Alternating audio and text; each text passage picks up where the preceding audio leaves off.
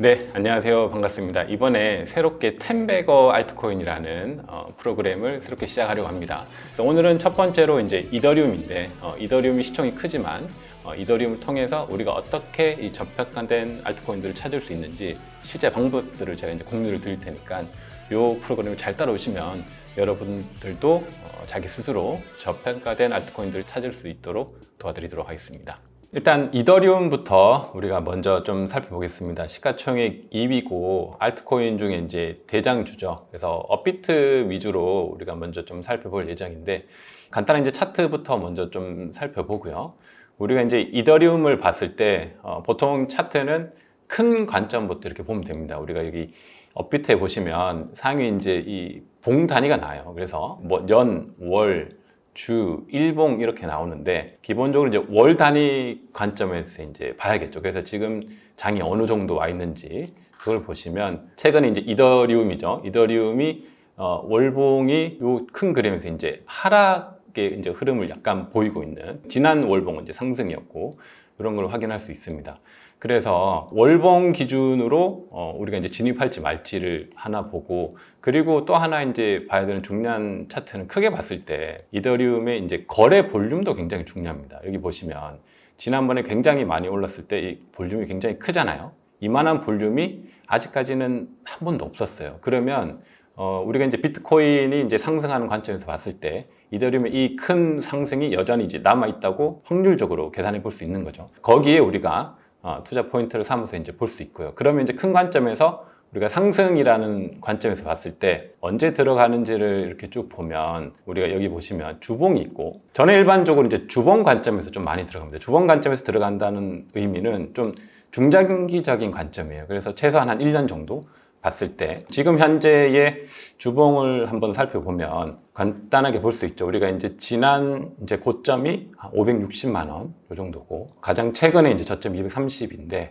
한번 이렇게 상승이 됐죠. 그러면 여전히 이제 상승할 가능성은 좀 높고, 현재는 이 흐름이 여기 횡보가 있습니다. 그래서 이 횡보 구간에서 최소한으로 보더라도 우리가 이제 전 고점은 돌파할 수 있을 것이다, 이렇게 이제 예상을 하고 들어갈 수가 있어요. 그래서 여기서 하나 더 좀 팁을 드리면, 실제 이 지표에 보시면 이 볼린저 밴드라는 게 있습니다. 요거를 추가해 주시면 조금 더 이제 그 초보자 입장에서는 들어가기 쉬워져요. 그래서 보통 이걸 주봉 관점에서 우리가 봤을 때 상승장일 때가 있죠. 이런 상승장에서는 좀 기다리시는 게 일반적으로 좋고, 이거 한번 빠지거든요. 그래서 빠졌을 때 이 장이 이제 상승한다고 우리가 이제 확률적으로 투자를 한다면 이런 지점이 굉장히 좋은 지점이죠. 그래서 이 볼린저밴드 요 밑에가 이제 하단이고, 지금 같은 경우를 좀 보면 지금은 좀 굉장히 애매한 지점이죠. 그래서 보면 가운데 있습니다. 그럼 이게 어디로 갈지는 모르겠지만 여전히 그래도 투자하기에는 요 밑에랑 여기는 좋은 시점이죠. 상승한다고 봤을 때. 그러다가 이게 갑자기 패턴이 바뀌면서 상승으로 이제 흐르게 되면 이런 비슷한 차트의 그림을 그려가거든요. 그 시점보다는 오히려 이제 지금이 어떻게 보면 이제 이더리움을 좀 장기적으로 투자한다면 좋은 시점일 수 있는, 요 정도만 일단 우리가 이제 차트를 보면 좋고요. 그래서 진입 시점에는 이렇게 이제 결정을 한 다음에 이제 일본 기준으로 봐서, 일본 기준은 내가 그래서 조금씩 매수를 해야 되잖아요. 그런 시점에서는 일본 기준으로 봤을 때도 이런 이제 횡보 구간에서 내가 언제 사야 되는지를 결정할 때, 사실 뭐 큰 그림에서는 언제든 사도 되지만 이왕이면 요 중앙에 있는 선보다 낮을 때, 요럴 때가 조금 더 좋은 시기입니다. 그래서 이왕이면 좀 더 저렴하게 사서 비싸게 팔면 좋으니까요. 그래서 이런 시점보다는 이런 시점이 지금이 어떻게 보면 더 떨어지더라도 더 좋을 수 있는 시기이긴 하죠. 그래서 이 정도로 이제 확률적으로 우리가 이제 차트를 보고요. 그래서 이 차트 보는 방법은 업비트에서 누구나 무료로 해서 볼 수 있으니까 누구나 좀 활용하시면 굉장히 이제 좋은 팁이 될 것 같습니다. 저도 이제 이런 방식으로 이제 기본적인 거는 보고요. 이게 복잡하게 이제 본다고 해서 꼭 좋은 건 아니거든요. 그래서 이 정도를 우리가 좀 살펴보면 좋고, 그리고 이제 중요한 게 이제 업비트에서 우리가 못 보는 게 있습니다. 이 알트코인을 투자하시는 분들은 업비트에서 차트만 가지고 보는데, 반드시 그 코인게코나 뭐 코인마켓캡 두 가지를 활용하시면 좋은데, 저는 이제 코인게코를 조금 더 활용하는 편이고요. 두 가지를 같이 보셔도 좋습니다. 코인게코에서 보면 이제 시가총액 1위부터 쭉 나오죠. 첫 번째 이제 비트코인이고, 두 번째 이제 이더리움 시가총액이죠. 그래서 내가 알트코인 투자하면서 어떤 분들은 내 알트코인이 시가총액이 어느 정도 있는지도 모르시는 분들이 많더라고요. 이 업비트 스트릭트 차트만 봐서는 이렇게 봐서는 안 나오죠. 그래서 이게 등락에 따라서 보통 투자를 하는데, 그렇게 하면 이 코인 자체가 얼마나 변동성이 큰지를 예상하기도 힘들고 또 얼마나 이제 시가총액에서 순위가 있는지 어렵기 때문에 반드시 이 시가총액을 확인을 해야 됩니다. 그래서 이더리움은 이제 시가총액 2위죠. 그래서 이 2위인 이더리움을 이렇게 들어가면 여기서 이제 전체 그림을 통해서 이제 차트를 확인할 수도 있고, 여기서 이제 우리가 알트코인 투자자들이 반드시 확인해야 되는 두 가지가 있는데, 이 두 가지예요. 이 마켓캡이랑 FDB라는 게 있습니다. 이 마켓캡은 뭐냐면 현재 이제 이더리움이 가지고 있는 전체 시가총액이죠. 시가총액은 이제 다 알고 있는데, FDB 같은 경우는 코인마다 다 달라요. FDB는 뭐냐면 여기 설명이 나와 있는데, 현재 가격 곱하기 전체 공급량 이렇게 돼 있죠. 전체 공급량이라는 게 뭐냐면 현재 이제 실제 이제 이더리움이라는 코인이 시중에 얼만큼 이제 런칭이 되는지, 얼만큼 앞으로 추가로 발행이 될 건지에 대한 양이에요. 그래서 이게 이제 코인마다 다른데, 여기 보시면 이더리움은 토탈 서플라이가 이렇게 나오죠. 그리고 맥스 서플라이를 확인해야 되는데, 맥스 서플라이가 무한대입니다. 이더리움 같은 경우는 계속 발행이 돼요. 그러니까 현재 토탈 서플라이가 현재 전체 토큰이 시장에 나와 있는 것에서 곱하기 하면 이 FDB랑 마켓캡이 같아지는 거죠. 이더리움은 이런데, 보통 다른 알트코인들은 이게 두 가지가 다릅니다. 왜냐하면 보통 토큰이 처음에 다 나오지 않고 일부 물량들이 뭐 베스팅 되어 있거나 일정 기간에 의해서 그 최대 공급량이 정해져 있는 코인들이 있고, 그렇지 않은 코인들이 있어요. 그래서 내가 투자하고 있는 코인이 최대 공급량이 얼마인지, 토탈 서플라이가 얼마인지 이 두 가지를 확인하고 난 뒤에 마켓캡과 FDB를 이제 비교를 해야 됩니다. 이게 이제 시가총액이 높은 것들은 큰 상관이 없는데, 이제 시가총액이 낮아질수록 FDB가 굉장히 중요해집니다. 그래서 이 정도 이제 우리가 좀 이해를 하고 가면 좋고요. 요거 두 가지는 다른 모든 알트코인들을 투자할 때 기본적으로 이제 투자자가 이제 체크해야 되는 그런 부분이고, 이더리움 같은 경우 이제 사실 알트코인에 굉장히 중요한 지표가 됩니다. 그래서 모든 알트코인들이 사실 이더리움을 중심으로 갈 수 있기 때문에 이더리움을 좀 펀더멘탈적인 측면을 좀 볼 수 있는 좋은 지표가 있어요. 울트라 사운드 머니라는 이 사이트를 들어가 보시면 이더리움을 이제 롱텀으로 투자하시는 분들 에게 굉장히 좀 도움이 되는 그런 지표입니다. 사실 코인 투자 같은 경우는 뭐 주식 투자하고 달리 뭐 펀더멘탈이 없다고 하잖아요. 꼭 그렇진 않고 펀더멘탈이 있습니다. 그래서 그 펀더멘탈을 보는 기준이 좀 다르기 때문에 요거를 활용하시면 좋고요. 여기에 이제 전부를 설명드리진 않고 몇 가지 중요한 포인트만 좀 설명을 드릴게요. 울트라 사운드 머니를 들어오시면 일단 공급량이죠. 이더리움이 무한대로 공급되면 일반적으로 이제 좋지 않다고 생각하는 거죠. 근데 이걸 한번 보시면 여기 첫 번째 전체 공급량인데, 프레임을 이렇게 뭐 일주일, 30일, 277일, 그리고 1년 최대 이렇게 바꿀 수 있습니다. 보통은 7일, 30일, 1년 기준으로 보면 비트코인을 체크하면 이렇게 비교가 돼요. 그럼 사람들이 놀랍니다. 이더리움이 비트코인보다 공급량이 더 많은 거 아니야? 라고 하는데, 최근 1년 기준에 보면 비트코인 인플레이션이 훨씬 높죠. 1년 기준에 1.3%고 이더리움은 인플레이션이 0.09% 1년 동안. 그리고 요 기간에는 오히려 마이너스입니다. 더 발행하는데 왜 마이너스가 되지? 이렇게 생각하는데 기본적인 메커니즘이 있어요. 그래서 이게 보면 이 머지라는 업그레이드 이후에 이렇게 이제 변화 폭이 있고, 실제 이제 이더리움 공급량에 보면 이 번이라고 하는 개념이 있습니다. 이게 뭐냐면 이더리움 이제 채굴자들이 채굴을 하고 나서 머지 이후에 채굴한 그 이더리움 추가로 발행이 되잖아요. 그것들을 소각을 시켜요.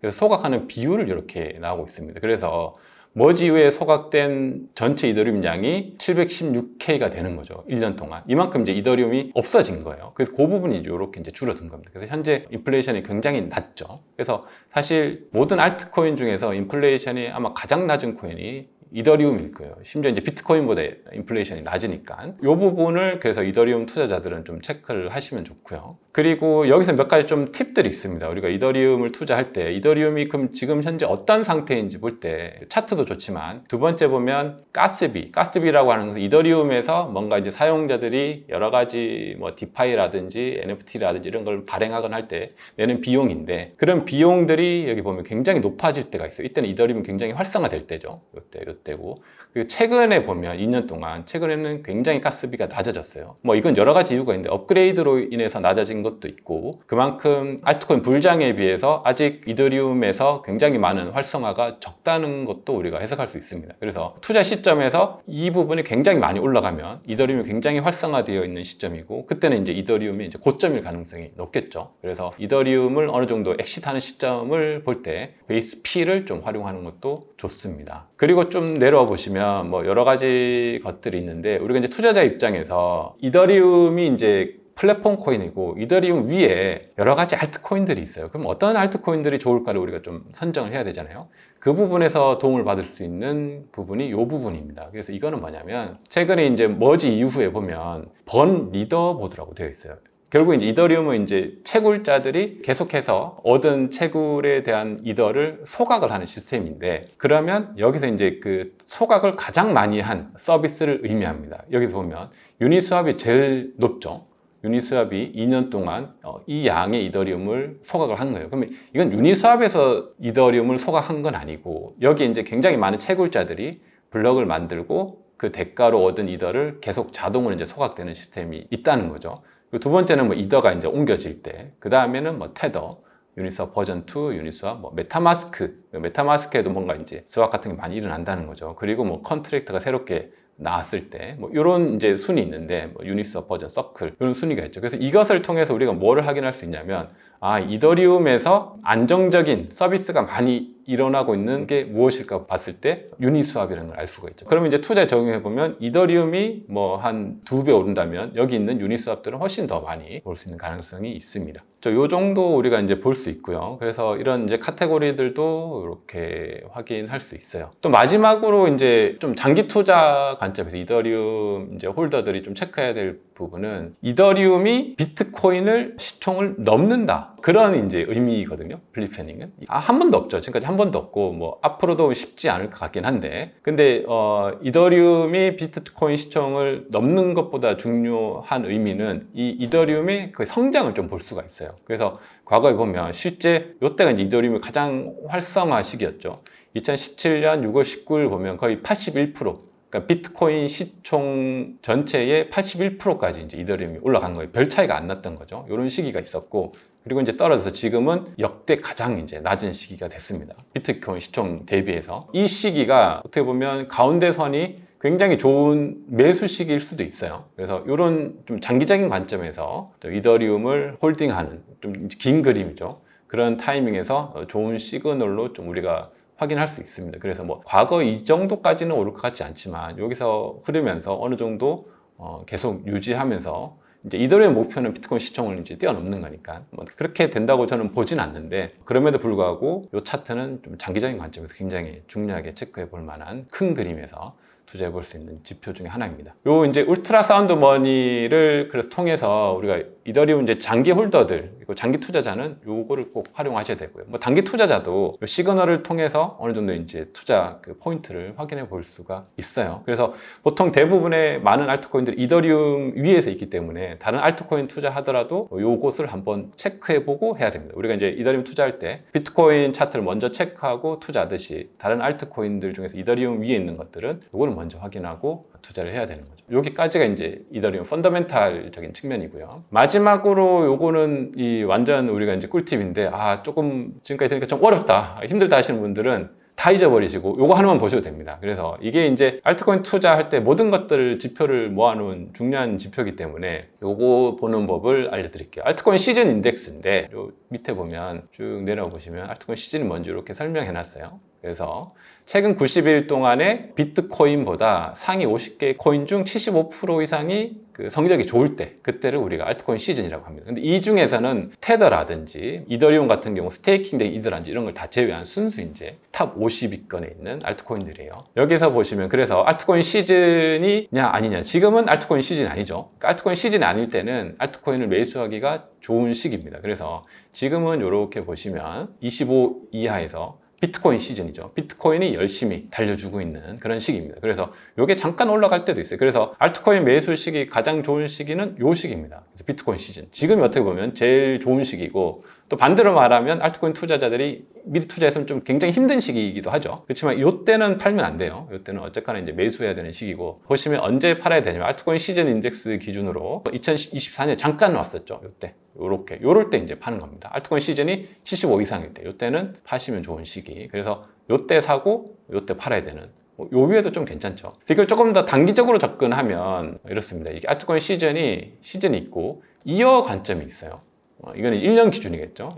1년 기준으로 보면 과거 패턴에서 실제 알트코인 시즌이 이제 완전히 이제 폭발적으로 성장할 때 이렇게 단순간에 올라갑니다. 그러니까 여기서 조금씩 올라가지 않고 굉장히 급격하게 올라가요. 올라갔다가 또 급격하게 빠집니다. 그리고 또 한번 급격하게 올랐죠. 그리고 빠졌다가 다시 급격하게 올라요. 그래서 여기 거의 전고점. 근데 대부분 이제 요때 많이 사죠. 요때 샀다가 이렇게 물린 분들이 많은데, 요때는 사는 시기가, 요때는 파는 시기입니다. 다 파는 시기. 이번에도 알트코인 시즌이 오면 그때는 반드시 팔아야 됩니다. 그래서 지금 2월 기준으로는 아직 안 왔어요. 2월 기준은 2022년 이때 이후에 아직 한 번도 오지 않았습니다. 그죠?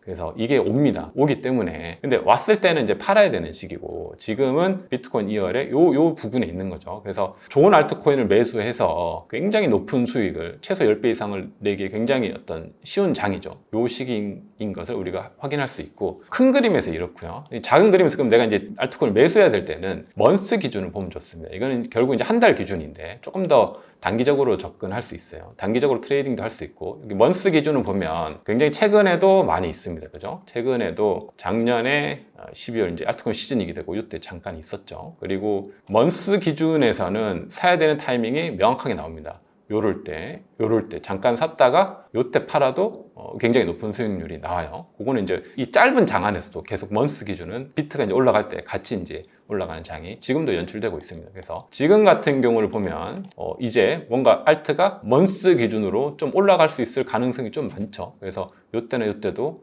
여전히 시그널로 이제 매수를 고려해 볼 수 있는 그런 시기이기도 합니다. 단기적으로 이런 걸 이제 접근할 수 있는 거죠. 그래서 우리가 알트코인을 이제 뭐 단기적으로 투자하는 분도 있고 장기적으로 투자하는 분도 있지만, 정리하면 이제 이어를 먼저 보고, 이어 기준에서 이제 봤을 때 여전히 알트코인 시즌은 한 번도 안 왔고, 알트코인 시즌 일반적으로 이제 해석하는 알트코인 시즌 기준으로 왔을 때는 작년에 한번 잠깐 왔었습니다. 그리고 아직까지 안 왔고요. 그래서 저는 개인적으로 한 올해 연말 안에는 한 번쯤 온다고 이제 보고 있고요. 그 시기를 이제 기다리는 거죠. 근데 그때 왔을 때는 이제 팔아야 되는 시기고, 요 비트코인 시즌 때 괜찮은 알트코인들을 선별해서 매수하면 좋습니다. 그래서 단기적으로 그럼 언제 사야 되냐고 봤을 때는 이제 먼스 기준으로 해서 낮은 시점에서 우리가 이제 알트코인들을 요럴 때 굉장히 좋은 시기죠. 굉장히 떨어졌을 때. 이럴 때 이제 매수를 해두면 좋습니다. 네, 오늘은 이제 이더리움에 대해서 살펴봤는데요. 그래서 이더리움의 근본 펀더멘탈 어떻게 보는지 지표하고, 특히 이제 알트코인 시즌 인덱스라는 지표를 통해서 언제 진입하고 언제 이제 우리가 수익화해야 되는지, 그리고 이제 코인 마켓 캡 통해서 시가총액이랑 FDB 보는 법, 이런 중요한 법들을 살펴봤습니다. 이게 이제 모든 알트코인들에 대부분 비슷하게 적용되는 법이기 때문에 이런 패턴으로 여러분들이 계속 잘 쫓아오시면 알트코인 수익을 통해서 최소 10배 이상의 수익을 반드시 낼 수 있을 것이라고 생각합니다. 네, 감사합니다.